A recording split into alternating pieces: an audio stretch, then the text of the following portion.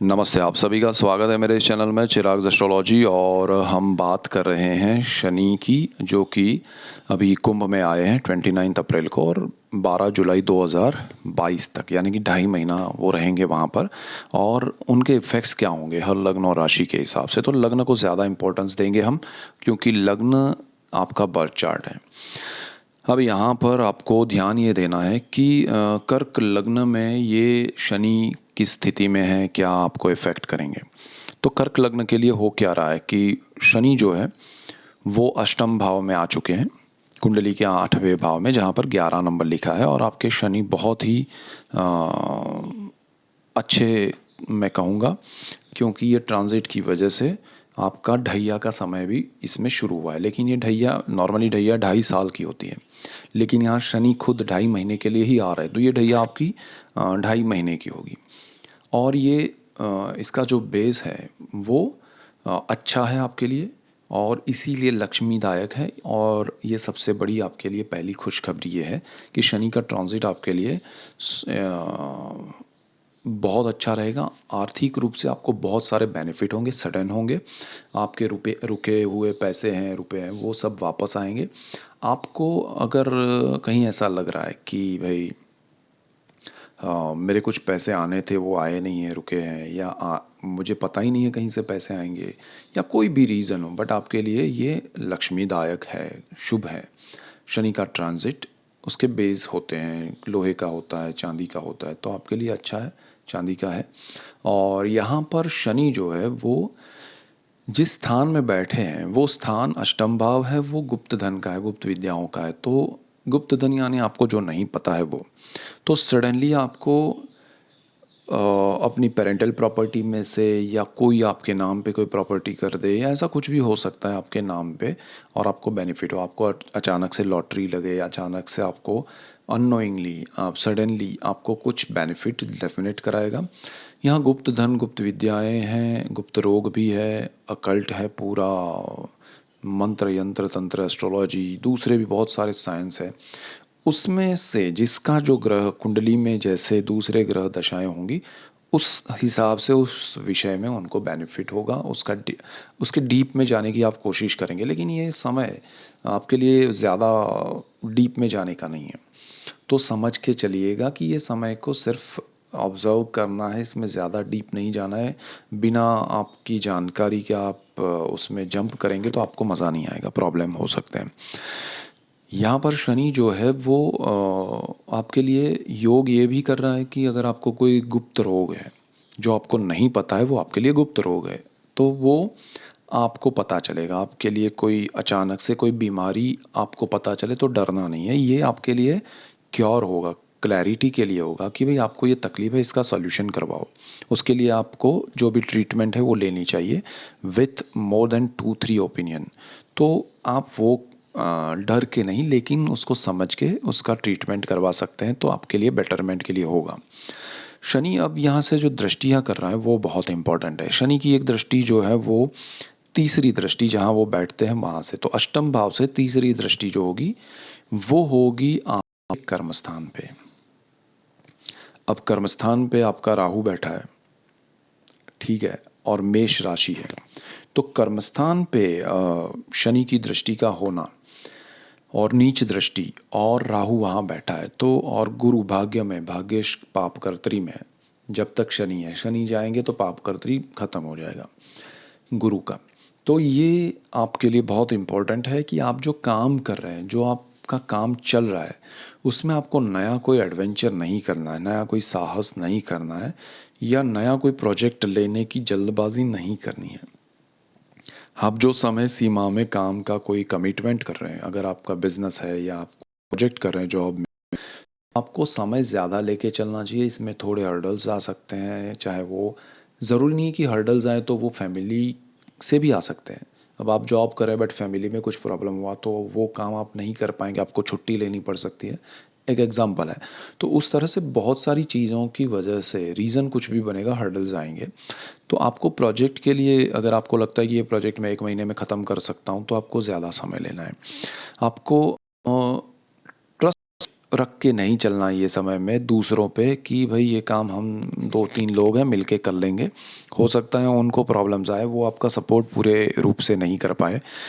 तो कमिटमेंट करने से पहले आपकी रिक्वायरमेंट, आपके समय की सीमा और आपके आसपास के लोग उनका क्या कमिटमेंट है, ये सारा जानने के बाद आप डिसाइड कीजिएगा तो बेटर होगा। अदरवाइज़ आपको आप रॉन्ग हो सकते हैं अपने कैलकुलेशन में। तो ये एक ध्यान रखना है। जो लोग बिज़नेस में है, जॉब में है, वो स्विच ना करें ये समय में, टाइम लेके चलें और अ, बिना कंफर्मेशन के आगे ना जाए। और जिनको मिल चुका है कंफर्मेशन और उनको स्विच करने के लिए सारी प्रोसेस हो गई है, सिर्फ ज्वाइन करना है, उनको कोई प्रॉब्लम नहीं है। लेकिन हाँ, वो ज्वाइनिंग के बाद वहाँ पर अगर वो आप जो सोच के जा रहे हैं कि यहाँ स्टाफ अच्छा है, लोकेशन अच्छा है, लोग अच्छे हैं, जो भी है, तो वैसा शायद ना हो। आपको थोड़ा वहाँ प्रॉब्लम दिखे कि जो आसान लग रहा था उतना नहीं है वो 2.5 महीने के लिए, बट उसके बाद कोई प्रॉब्लम नहीं है तो आप ज्वाइन कर सकते हैं। उतना समय आपको मैनेज करना पड़ेगा।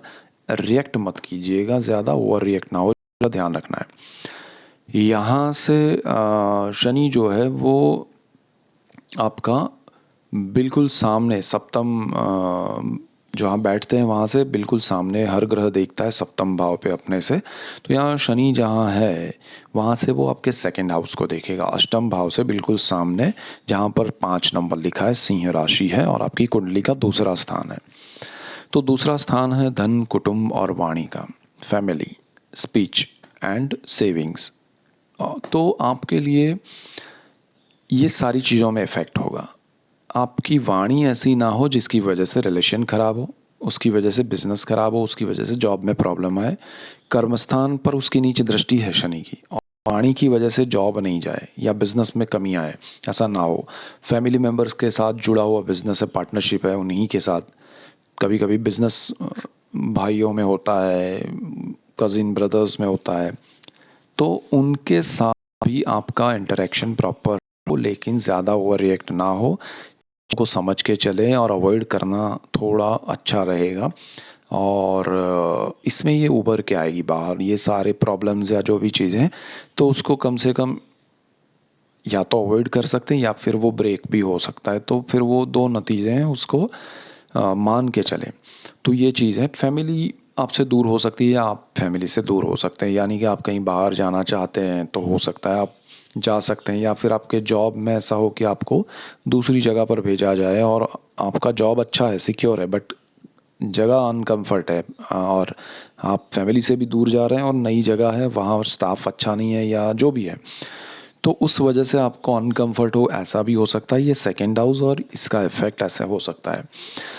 आपका सेविंग्स जो है वो प्रॉपर चल रहा है तो उसमें कुछ मत नया कीजिएगा। कोई आपको कहे कि इन्वेस्ट कर दो यहाँ पर इतना और हो जाएगा, सेविंग्स बढ़ेंगे, तो ऐसा नहीं होगा। ये समय में आपके सेविंग्स में आपको जो रूटीन चल रहा है वो करना है, बहुत बड़ा कुछ नहीं करने की कोशिश करना है, अदरवाइज़ आपको मज़ा नहीं आएगा। यहाँ पर दूसरी चीज़ ये है कि आपकी जो स्पीच है उसका, अगर आपका बिजनेस है स्पीच से ही, आपका वाणी से ही, तो उसमें आपको थोड़ा ध्यान देना पड़ेगा और थोड़ी क्लैरिटी के साथ शनि आपको करवाएगा। जहाँ आपने कुछ ज़्यादा उसमें रिएक्ट किया या फिर आपने जो भी आपकी वाणी है उसमें आपने ओवर रिएक्ट किया, तब मज़ा नहीं आएगा, प्रॉब्लम होंगे और थोड़ा आपको उसमें भी, बिज़नेस में भी हर्डल्स आएंगे। जॉब है तो जॉब में आएंगे। इसके बाद शनि की एक दृष्टि जो है वो 10वीं दृष्टि होती है, जहाँ वो बैठते हैं वहाँ से। तो यहाँ पर जो 10वीं दृष्टि है शनि की अष्टम भाव से, तो वो आपका जहाँ पर 8 नंबर लिखा है कुंडली में, और वो कुंडली का पंचम भाव है, पांचवा जो स्थान है। तो पंचम भाव है वो प्रेम का है, विद्या का है, संतान का है। तो प्रेम, विद्या, संतान और स्टॉक मार्केट। तो शेयर बाज़ार में अगर आप इन्वेस्ट कर रहे हैं तो थोड़ा सोच समझ के कीजिए, अग्रेशन मत कीजिएगा। यहाँ वृश्चिक राशि है वो बल्कि अग्रेशन की राशि है। शनि उस स्थान का मालिक शेयर बाजार का है और शनि की उस दृष्टि होना अच्छी बात है, लेकिन जहाँ आप शॉर्ट टर्म में कुछ कमाने के लिए करेंगे तो बेनिफिट नहीं होगा, लॉन्ग टर्म में बेनिफिट होगा। ये समय में ना करे वो बेटर है, ज़्यादा इन्वेस्टमेंट, और अगर करना है तो मोर देन 5 ईयर्स कीजिए तो बेटर रहेगा। दूसरी बात, यहाँ संतान भाव है तो मंगल की स्थिति आपकी कुंडली में कैसी है उस पे डिपेंड करेगा, आपका दशाएँ क्या चल रही है।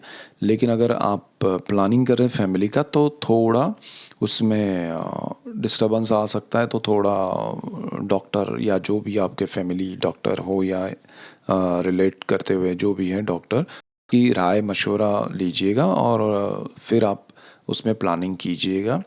जिन्होंने कंसीव किया है उनको थोड़ा ध्यान रखना चाहिए और ख़ासकर अगर आपका कुंडली में राहु की स्थिति क्या है वो भी आपको देखकर चलना चाहिए।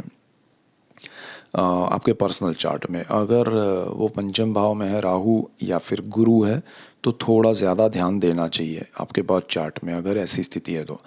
और यहाँ पर आप प्रेम विवाह करना चाहते हैं तो उसमें रुकावटें आ सकती है, तो ये समय को अवॉइड करें और एक दूसरे की जो बातें हैं वो क्लैरिटी डेफिनेट होगी, नहीं करेंगे तो और ज़्यादा डिस्टर्बेंस आएगा, डिस्टेंस बढ़ेगा, तो वो क्लैरिटी करनी पड़ेगी। लेकिन जो भी क्लियर करे उसमें एक दूसरे के साथ रिस्पेक्ट के साथ अच्छे से शांत मन से बात करिएगा, दुश्मन की तरह नहीं। ये ग्रह इफेक्ट तो थोड़ा देखे समझ करिएगा। और ये विद्या का भी स्थान है, तो जो लोग पढ़ाई में हायर स्टडीज़ में है, पोस्ट ग्रेजुएशन में है, या पीएचडी या पढ़ाई के लिए बहुत अच्छा, ग्रेजुएट हुए उनके लिए प्रॉब्लम नहीं है। जो लोग स्कूल में हैं या कॉलेज में दाखिला लिया है उनके लिए थोड़ा हार्ड वर्क ज़रूरी है, थोड़े प्रॉब्लम्स आएंगे, हर्डल्स आएंगे, आपका मनपसंद कॉलेज होगा भी वहाँ प्रॉब्लम्स आपको नज़र आएंगे, तो ये 2.5 महीना थोड़ा आपको उस हिसाब से सोच के चल। आप जो भी नया दाखिला ले रहे हैं नई जगह पर तो वो आपको सोचना पड़ेगा कि ये जगह आपके लिए कितनी अच्छी है।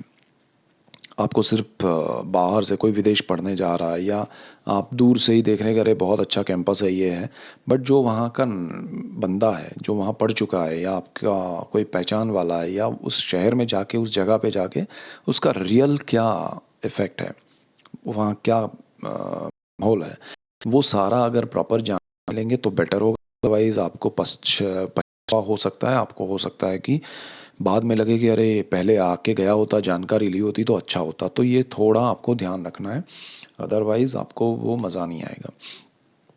सो रेमेडी यही है कि उसका ध्यान रखना है और आपके पर्सनल चार्ट के ग्रहों के ऊपर डिपेंड करेगा बहुत सी चीज़ों में।